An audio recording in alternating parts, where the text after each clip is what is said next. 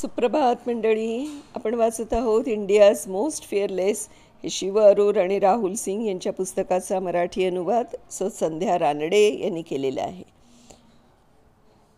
काल आपण बघितलं की कर्नल महाडिक आणि त्या लोकांना त्यांच्या साथीदारांना काहीतरी संशयास्पद असं दिसलं. तर बघूया ते काय आहे ते. मिनरल वॉटरच्या एका बाटलीचा वरचा भाग कापून तिथे पेल्यासारखी एक वस्तू बनवली होती आणि ती तिथल्याच एका खडकावर ठेवली होती.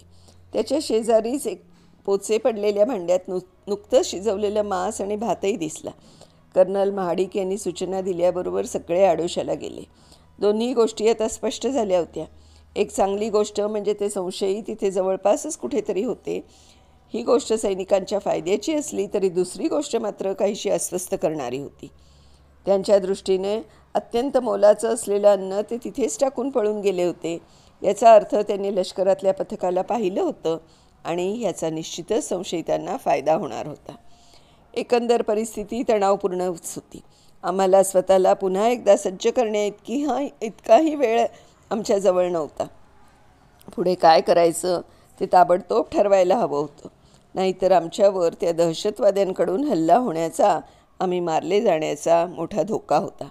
त्या दिवशी सकाळी त्या टीममध्ये असलेला एक जवान सांगत होता.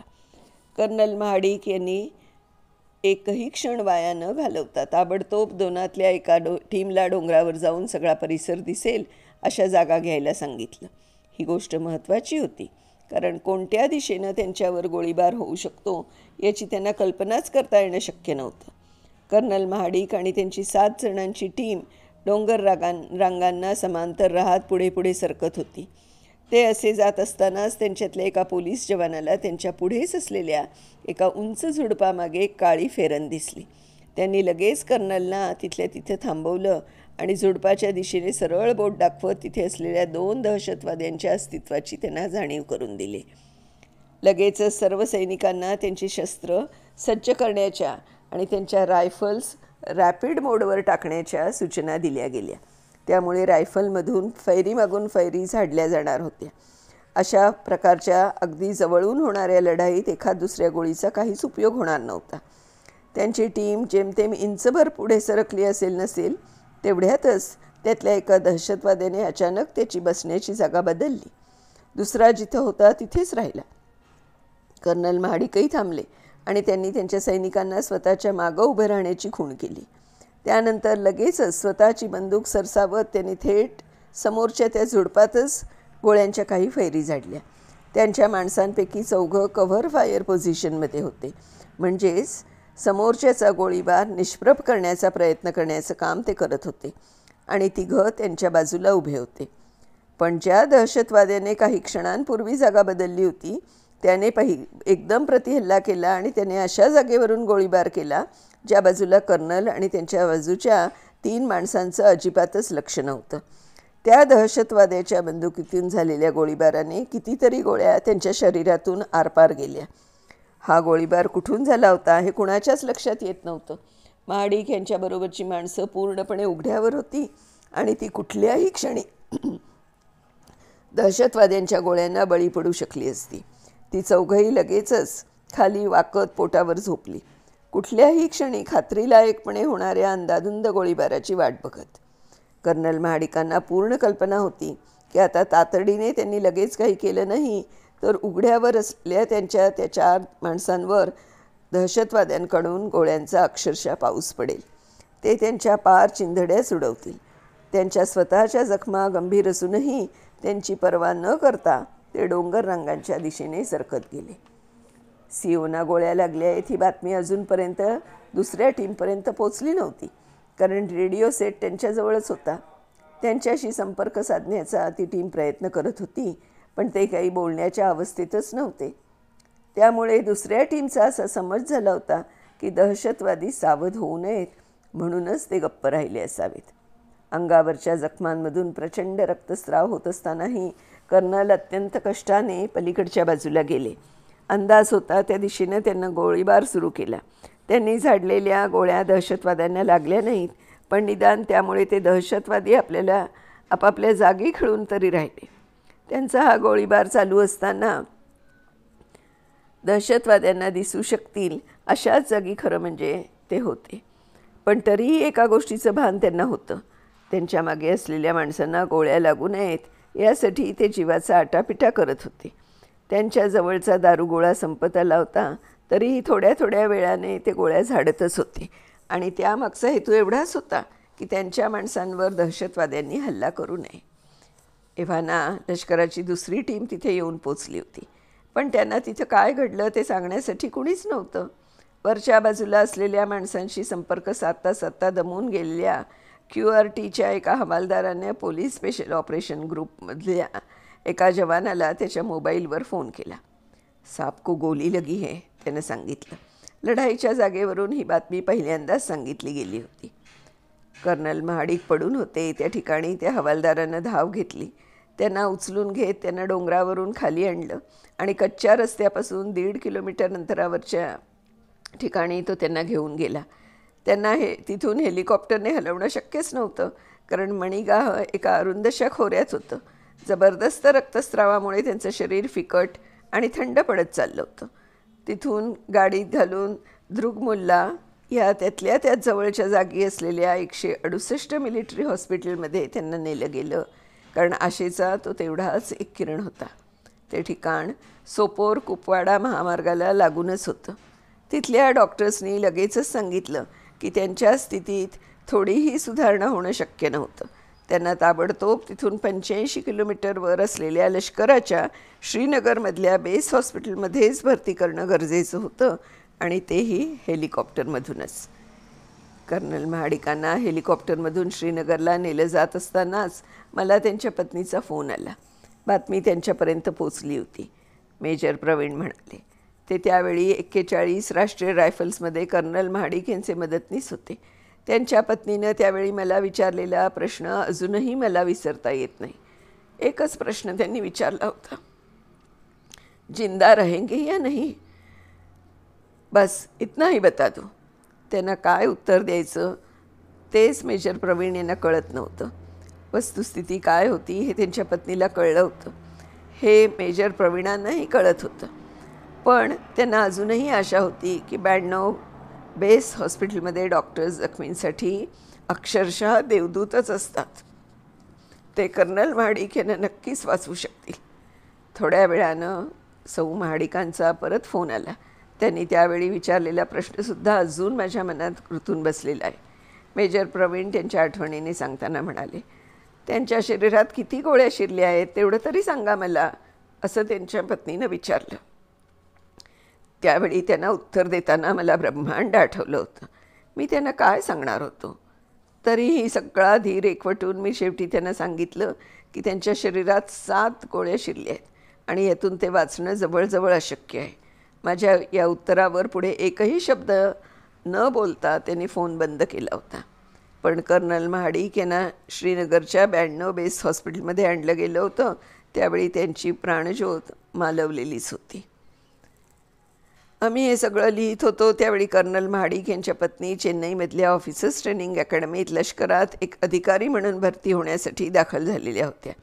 त्यांच्या पतीच्या मृत्यूनंतर वर्षभराच्या आतच त्यांना लष्कराचा ऑलिव्ह ग्रीन गणवेश अंगावर चढवावंसं वाटलं होतं. अर्थातच हा निर्णय त्यांच्यासाठी सोपा नव्हता, कारण तो अंमलात आणताना त्यांना त्यांच्या 2 लहान मुलांना बोर्डिंग स्कूलमध्ये ठेवावं लागणार होतं. स्वतःपासून दूर महाराष्ट्र आणि उत्तराखंड इथल्या बोर्डिंग स्कूल्समध्ये. मुलांचे वडील लष्करात होते त्यावेळी मुलांवर ही वेळ कधीच आली नव्हती. पण तरीही मुलांचे वडील रात्री बेरात्री स्वतःची शस्त्र घेऊन कामगिरीवर जायला निघत असत. त्यावेळी त्यांना असा एकही प्रश्न कुठला पडला नव्हता. तसंच सैनिक होण्याचं वय उलटून गेल्यानंतरही आपल्या आईने लष्करी अधिकारी होण्याचं का ठरवलं असावं हा प्रश्नही त्यांच्या मनात कधी उभा राहिला नाही. त्यांचा हा निर्णय योग्य होता असं आम्हाला तरी वाटत नव्हतं. पण त्या असामान्य धीराच्या आणि धाडसी आहेत. आपल्या पतीचं अपुरं राहिलेलं कार्य आपणच पूर्ण करावं, ते पुढे नेत राहावं असं त्यांना वाटतं, मेजर प्रवीण म्हणाले. मेजर अजूनही काश्मीरच्या खोऱ्यातच कार्यरत आहेत. कर्नल महाडिक यांच्या अपुऱ्या राहिलेल्या कार्याशी त्या दहशतवाद्यांना काहीच देणं घेणं नव्हतं. त्या रात्रीच ते पळून जाण्यात यशस्वी झाले. महाडिक त्यांच्या दृष्टीने त्या दिवशीची ती काश्मीरच्या सुंदर पण धोकादायक भूमीवरची कामगिरी महत्त्वपूर्ण निश्चितच होती. पण ते दहशतवादी ते त्यांचं फक्त एक निमित्त ठरलं होतं. लढणं हे कर्नल महाडिक यांचं कर्तव्य होतं. मात्र त्या शेवटच्या लढाईत त्यांनी जे शौर्य गाजवलं, जी समर्पित वृत्ती त्यांच्या प्रत्येक कृतीतून जगापुढे आली आणि ज्या निस्वार्थी मनोवृत्तीतून त्यांनी शेवटपर्यंत स्वतःबरोबरच्या माणसांना जपण्याचा प्रयत्न केला, त्यातून हेच दिसून येतं की त्यांच्यातला प्रत्येक गुण त्या परिसरात आणि तिथल्या आजूबाजूच्या लोकांमध्ये रुजवण्याचं आणखी एक महान कार्यही त्यांच्या हातून त्या दिवशी तिथे घडलं आहे. त्या भागातल्या स्थानिक नेत्यांनी त्यांना सावध करण्याचा प्रयत्न करत सांगितलं होतं की इथे प्रामुख्याने असलेल्या मुसलमानांच्या वस्तीत तुम्ही करत असलेला योगाचा प्रचार करायला स्वीकारला जाणार नाही. पण तरीही 2014 साली कर्नल महाडिक यांनी 15 नागरिकांच्या एका गटाला पुण्यात भरणाऱ्या सिद्ध समाधी शिबिराला पाठवलं होतं. आणि आश्चर्य म्हणजे ते सगळे नागरिक पुण्याहून परतले आणि कर्नल महाडिक यांना विनंती केली की या संस्थेमध्ये असं शिबिर कुपवाडा येथेही आयोजित करावं. त्यानंतर थोड्याच दिवसात पुण्याहून काही मंडळी आली आणि कुपवाड्यातली मुलं आणि तिथलेच काही स्थानिक व्यापारी यांच्यासाठी योगाचे खास वर्ग घेतले. त्याचबरोबर त्यांनी सगळ्यांना हेही आश्वासन दिलं की त्यांच्या गावात योगाचं प्रशिक्षण देणारी संस्था सुरू करण्यात येईल. मेजर प्रवीण पुढे सांगतात, लष्कराचं कायमचं इथे असणं हा या भागातल्या समस्यांवरचा उपाय नक्की नाही, असं त्यांचं मत होतं. आपण इथे फक्त काही काळापुरते आलो आहोत आणि आपण इथे आलो तेव्हा ही भूमी होती, त्याहून ती अधिक सुंदर करूनच आपण तिचा निरोप घ्यायला हवा, असं महाडिक नेहमी म्हणत असत. जी माणसं कर्नल महाडिक यांच्या नेतृत्वाखाली त्यांच्या हाताखाली काम करत होती त्यांचंही म्हणणं या दोघांपेक्षा वेगळं नाही. कर्नल साहेब कुपवाड्यात आले तेव्हापासून इथल्या लोकांच्या लष्कराकडे बघण्याच्या दृष्टिकोनात लक्षणीय असा बदल झाला होता. त्यांनी आम्हाला सांगितलं, हुरियत या फुटीरतावादी संघटनेचे लोक कर्नल साहेबांवर कायमच शाब्दिक हल्ले करत असत. स्थानिक माध्यमं आणि सार्वजनिक ठिकाणी दिली जाणारी भाषणं यांच्यातून ते केलं जातं. 41 राष्ट्रीय रायफल्समधले एक जवान म्हणाले, कर्नल साहेबांचं सगळ्यांशी मिळून मिसळून वागणं आणि त्या लोकांवर त्यांच्या आयुष्यावर साहेबांचा पडणारा प्रभाव या गोष्टी फुटीरवाद्यांना अजिबातच आवडत नसत. त्यांनी साहेबांना ताकीद दिली होती की तुम्ही तुमचं काम करा आणि इथून चालते व्हा. पण या असल्या गोष्टींचा त्यांनी कधीही स्वतःला त्रास करून घेतला नव्हता. कर्नल महाडिकांचं नेतृत्व आधी केलं मग सांगितलं अशा पद्धतीचं होतं. ते स्वतः CEO असूनही कधी दबा धरून बसण्याची वेळ आलीच तर 2-3 दिवस तिथे अगदी सहजपणे बसत असत. त्यांच्या एवढ्या ज्येष्ठ आणि उच्चपदस्थ अधिकाऱ्याने हे करणं ही एक क्वचितच आढळणारी गोष्ट आहे. त्यांच्या हाताखालच्या माणसांबरोबर युद्धभूमीवर असणं त्यांना मनापासून आवडत असे, मेजर प्रवीण म्हणाले. ते नेहमी म्हणत की प्रत्येक अधिकारी एक सैनिक असतो आणि प्रत्येक सैनिक एक अधिकारी, आणि हे त्यांना अगदी मनापासून वाटायचं. सैनिक आणि अधिकारी यांच्यात त्यांनी कधीच भेदभाव केला नाही. त्यांच्या हाताखाली काम करणाऱ्यांच्या हिताची जपणूक करण्याच्या बाबतीत ते स्वतः लक्ष घालत असत, जातीने लक्ष घालत असत. या संदर्भातली एक गोष्ट त्यांनी आणखीन एक सांगितली. महाडिक यांच्या महाराष्ट्रातलाच एक जवान त्याच्या वैवाहिक जीवनातल्या अत्यंत वेदनादायक अशा विसंवादामुळे कमालीचा दुःखी होता. त्याच्या घटस्फोटाच्या कारवाईला सुरुवात झाली त्यावेळी कर्नल महाडिकांनी लष्कराकडून खास परवानगी घेऊन त्याच्या पत्नीला आणि मुलांना कुपवाड्याला बोलावून घेतलं. त्या जवानाच्या कामाच्या ठिकाणी त्याला पत्नीबरोबर आणि मुलांबरोबर महिनाभर राहायला यावं एवढंच हेतू त्याच्यामागे होता. 1 महिना झाल्यानंतर त्यांनी त्या जोडप्याला सामोपचाराच्या काही गोष्टी सांगितल्या. त्यांना योग्य प्रकारे मार्गदर्शन केलं.